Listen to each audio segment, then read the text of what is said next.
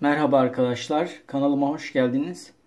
Bugün size kış aylarının en büyük sorunu öksürüğün en etkili çözüm yöntemlerinden bir tanesini göstereceğim.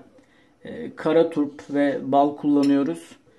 Ben vakit almasın diye daha önceden hazırladım. Şöyle göstereyim size de.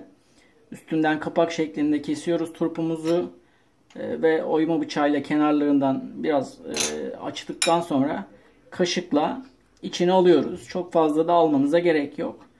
Birkaç kaşık bal alacağı şekilde oysanız yeterli. Bu şekilde oyduktan sonra arkadaşlar alt kısmından kürdanla bir kürdan genişliğinde delik açıyoruz. Şöyle altından sokup üstünden çıkartarak. Bunu bir iki kere uygulayın. Delik birazcık daha genişlesin.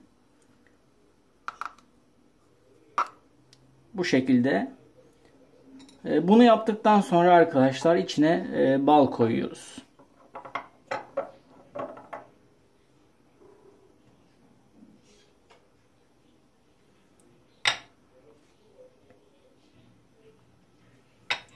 Şöyle yapalım.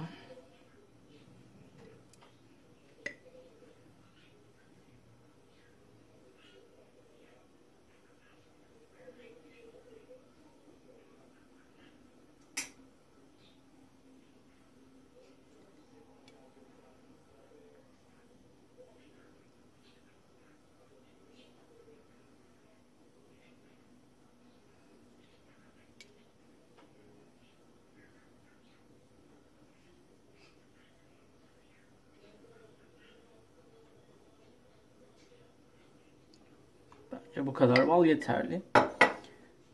Şöyle gördüğünüz arkadaşlar içine balı dolduruyorsunuz. Kapağını kapatıyorsunuz.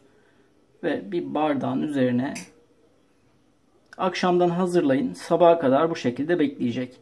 Buzdolabına koyarsanız daha iyi olur. Soğukta olması daha iyi. Bu şekilde akmasını bekleyeceksiniz. Zaten sabah kalktığınızda bardağın içine turp suyu ve balın karışarak aktığını göreceksiniz. Bunu aç karnına kahvaltıdan önce içip uygulayacaksınız. Bunu 3 kez uyguladığınızda öksürüğünüzün iyileştiğini sizler de göreceksiniz. Kanalıma abone olup beni takip ederseniz sevinirim. İyi günler.